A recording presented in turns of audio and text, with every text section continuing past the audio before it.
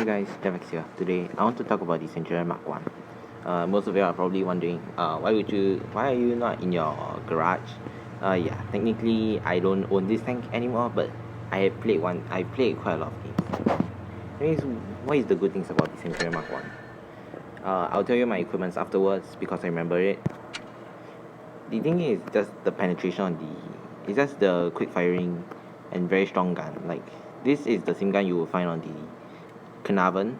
I have no idea how you pronounce it, but I just call it Carnarvon. The Tier A British heavy tank, and that is the same gun that you will need to get to the FV214 Conqueror, and the Type B gun is on the Centurion 71 here. When you were focusing on this tank here, its mobility is good at 32 average, and I think mine is around 33 on average since I run improved fuel and engine accelerator. Next, your turret armor may not be the best, but here's the thing about the turret. It has a very large mantlet. As you can see right here, it covers almost your whole screen.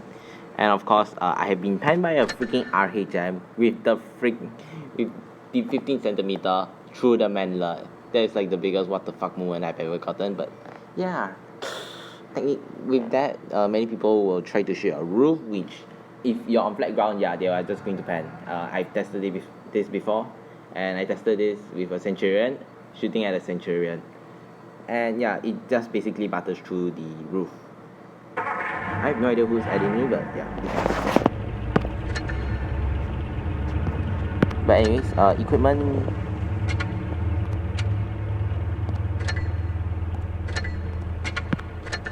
Equipments for that, I'm just going to use my Black Queens here since it's about the same.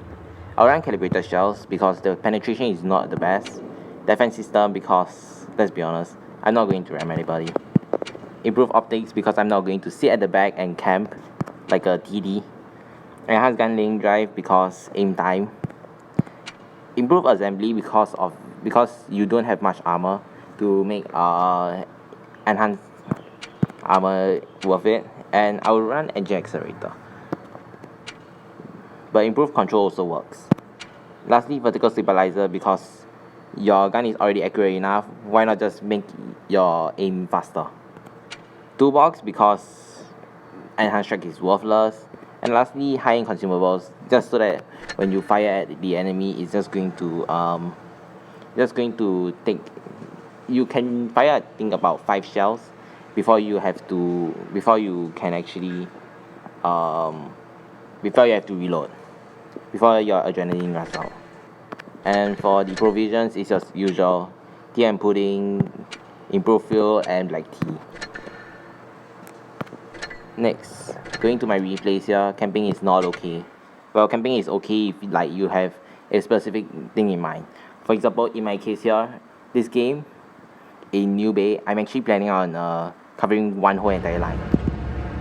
My key focus here is actually looking at the bridge. If you notice, right, the bridge actually cuts from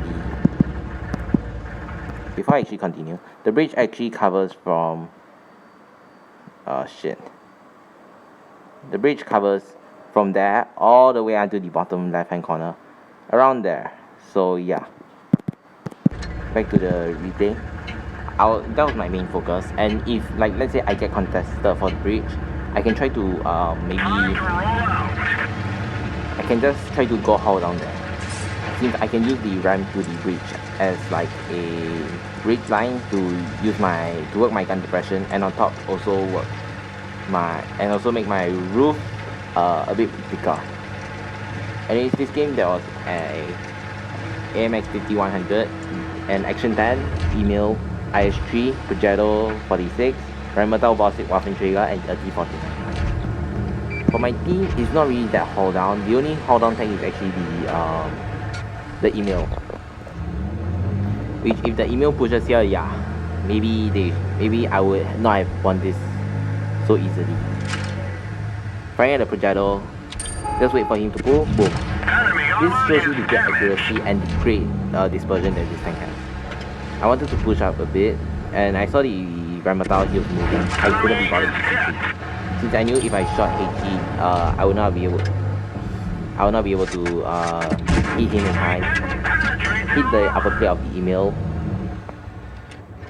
Right here, I shot the entire of the email. The AMX quickly notices me, so I just pull back. That's one good thing about this bridge. You cover one whole entire lane, which means if anyone wants to push and if your team pushes the enemy pack, yeah, you're just going to hit. Great accuracy of the tank again, 239 on the T49. Like, Emil trying to pull out again, boom, tracking shot and also dealing the damage. The T49 I just shot AP because I knew I didn't have enough time. The AMX doesn't even realize I just shot HE at his side. The AMX has a very fragile side armor though. But yeah, the T49 tries to shoot me. I don't think he shot me. Nope, he perfectly misses. By a mile. Hitting the Rheinmetall with HE. This is why I should have done the previous shot, but yeah. Boom, another HE. Anyways, the back plate is 0mm, so it doesn't really matter. All shells are just going to go through. Yeah, I just rushed the AMX 5100 and you'll see how long my adrenaline takes. It takes 15 seconds. 15 seconds. So I can throw away about 4 shells, almost 5. 10 hit, and this is going to be my last shell before my adrenaline drops. But anyways, that's all I need. Raising my gun up to just do a victory to show the victory flag. Anyways, so yeah, to raise the victory flag. But yeah, sniper tanker, that was my whole goal all along, just holding the whole bridge and just shooting across, trying to weather down the enemy who actually is trying to get into cover and also pushing my T. That was my main goal. And if you notice, right, it says 80% must deal damage. That shows you how good it is. It's very accurate, and where you want to shoot, it just hits there. On the email, technically, I did shoot at the upper plate, but that was because I shot at the track wheel, which then the email turned, and it hit the upper plate. So technically, it was actually me that hit the upper plate, not the shell just wanting to hit the upper plate. Firing accuracy of 85, I was 100% anyways, so yeah.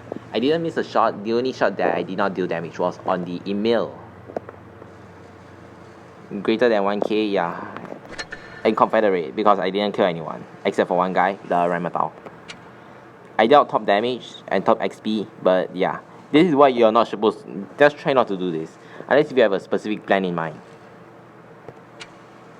Here you will see damage dealt with player's assistance. So that means assistance damage.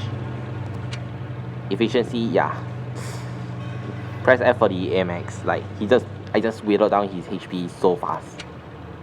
The projectile, yeah, technically credits, yeah. It's quite good at earning credits. I was not equipping a booster. And yeah, it's actually quite good. My ammunition resupply, I don't think I shot any APCR there, so that's good. That's a plus. And here you will see, I was actually grinding for the Centurion 7-1, so yeah, that was the only booster I ran the whole day, if I'm not wrong. Yeah, that was the only booster I ran the whole day. And anyways, yeah.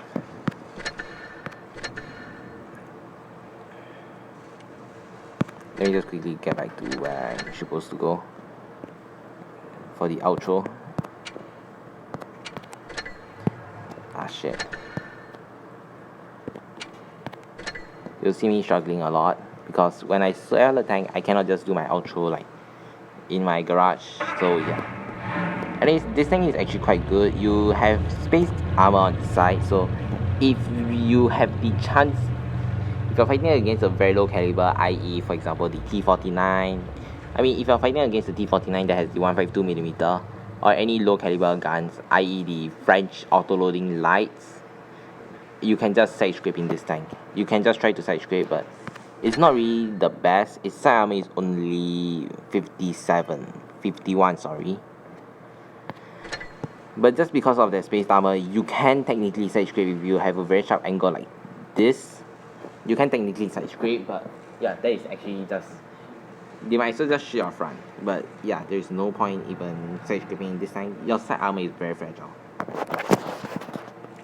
And yeah, you have one small cupola, but who will shoot your cupola when you can shoot the whole entire turret? Except for the mantlet. Because your whole turret is a weak spot, by the way. If you didn't know, this tank is actually very fragile. Your rear, you can just get hit by anything, and I mean anything. Your side, you cannot get HE, but here's the thing. Your side is very, very fragile. With 51mm, yeah. Maybe not try to side scrape.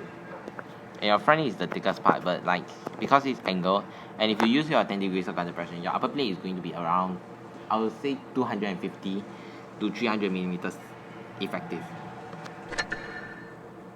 And your turret armor is actually 165, which sounds quite thick, but if you really think about it, the Black Prince has 108.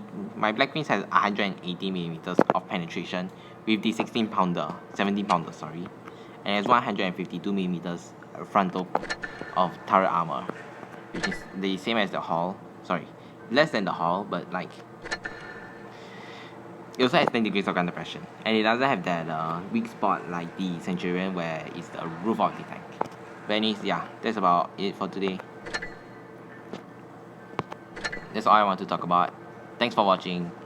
Hope to see you in the next video, and I'll be signing off now. Peace.